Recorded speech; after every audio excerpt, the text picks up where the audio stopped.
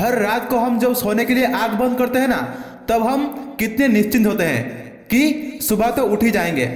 हम कॉन्फिडेंस होते हैं कि भैया जिस तरह से आज का दिन गुजरा है उसी तरह काल का दिन भी हमारे को मिलेगा, पूरा समय हमारा होगा। हमारे दिमाग में कभी ऐसा नहीं आता है कि कल हमारे साथ कुछ भी हो सकता है। हो सकता है आज जितने भी दोस्त है ना, जितने भी रिश्तेदार है ना, वो सब के सब आपको छोड़ के चले जाएंगे या आप उनको छोड़ के चले जाओ, आप एकदम से अकेले हो जाओ। कुछ भी हो सकता है। हो सकता है काल का दिन में आपके साथ ऐसी कोई मुसीबत आ जाए और जिसका सामना केवल ही केवल आपको करना पड़ेगा।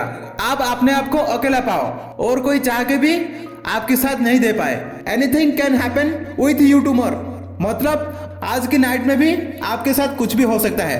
अकेलापन हमारे जीन्स में पाया जाता है क्योंकि हमें अकेला ही आना पड़ता है और जाना पड़ता है। ये तो हमारे कुछ वर्षों से सोशल कनेक्शंस है, जिसके बाद से हमारे इतने जान पहचान वाले हो गए हैं, हमारे इतने रिश्तेदार बन गए हैं ना, हमारे इतने दोस्त बन गए हैं ना। जहां हम काम करते हैं वहां पर हमारे बहुत सारे कवर साथी बन गए हैं। ये सब के सब तो दुनियादारी वाले रिश्ते बन गया है ना, वो हम सब इंसान बनाते हैं, हमारे खुद के द्वारा बनाए गए हैं। दिस इज योर चॉइस, हमें किसके साथ समय बितानी है और किसके साथ समय नहीं बितानी है।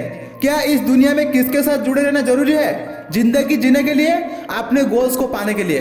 तो सिंपल आंसर इज नो। एक बंदा जाता है किसी महात्मा से मिलने, जाकर कहता है कि महात्मा, मैं मेरी जिंदगी में बहुत परेशान हूँ, पर मैं क्या करूँ मैं खुशी हो पाऊँ, मैं जिंदगी में खुशी रहूँ, शांति में रहूँ, मैं मेरी जिंदगी को ठीक से जी पाऊँ। बहुत टेंशन रहती है, मैं कुछ नहीं कर पाता और जो मैं पाना चाहता हूँ वो पा नहीं पाता। मजा नहीं आ रहा है जिंदगी में, बिल्कुल इंटरेस्ट नहीं है। महात्मा जी ने बहुत देर आंख बंद करने के बाद एक लंबे सांस लिए और दुखी चेहरे पे बोले, बेटा कोई बात नहीं, आप जैसे ही जिंदगी जीते आए हो ना वैसे ही जीते रहो, क्योंकि तुम केवल 10 दिन ही जिंदा बचोगे, तुम्हारी लाइफ इतनी ही बची है। भैया वो जो बंदा आया था ना, उसकी पैरों तले जमीन निकल गई। और खिसके भी क्यों ना, आपको कोई बोल दे कि आप केवल 10 दिन ही बचने वाले हैं, उस बंदे की मन में आया कि यार मैं तो आता ही नहीं इस महात्मा के पास, बहुत अच्छा होता, कम से कम और 10 दिन जी लेता मैं। अब उसको पता लग गया है कि मैं तो केवल और 10 दिन ही जीने वाला हूँ, तो उसके दिन और ज्यादा मुश्किल में बीतने वाले थे।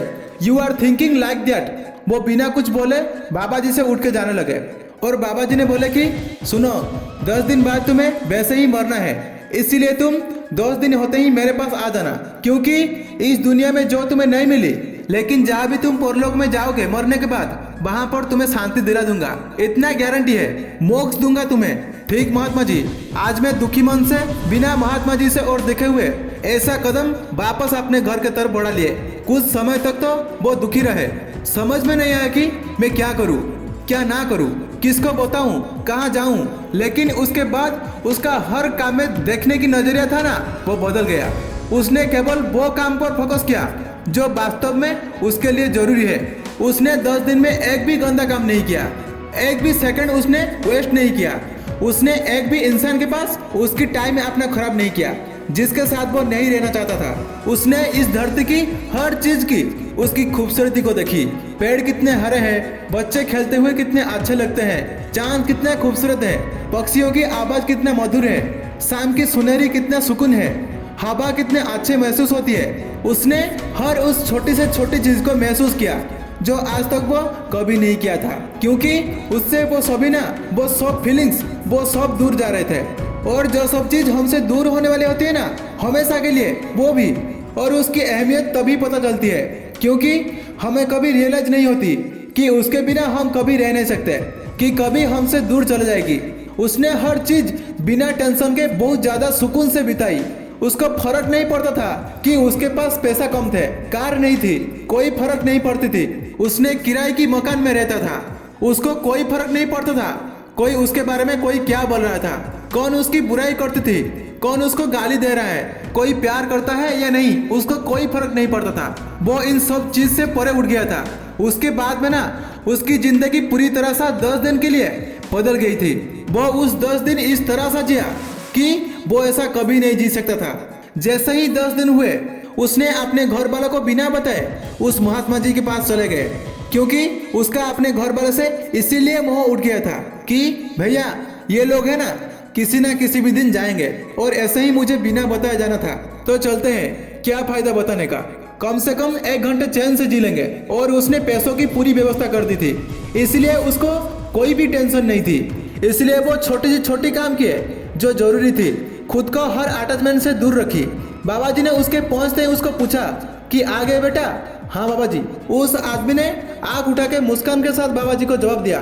बाबा जी ने बोले, डर तो नहीं लग रहा है ना तुम्हें, आज तुम्हारी आखिरी दिन है तुम्हारी जिंदगी में। उसने बोली, बाबा जी मुझे डर नहीं लग रहा है। क्यों भाई, तुम्हारे तो बहुत सारे प्रॉब्लम थी 10 दिन पहले कि बाबा जी मेरे तो इतने सारे समस्या है, मैं क्या करूँ, जी नहीं पा रहा।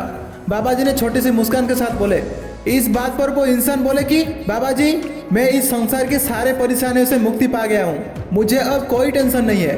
तब बाबा जी ने बोले कि तुम्हारा आयु बहुत है, मैं तुमको झूठ बोली थी, देखना चाहती थी तुम 10 दिन में क्या कर सकती हो। ये सब सुनकर वो इंसान बहुत खुश हो गया और बाबा जी ने बोले, जाओ और आज से इसी तरह से अपनी जिंदगी जियो, कभी मन दुखी नहीं करना, क्योंकि इस दुनिया में तुम अकेले आए हो और अकेले ही जाओगे। जो कुछ भी तुमको इस दुनिया में करना है वो सब कुछ तुमको अकेले ही करना पड़ेगा।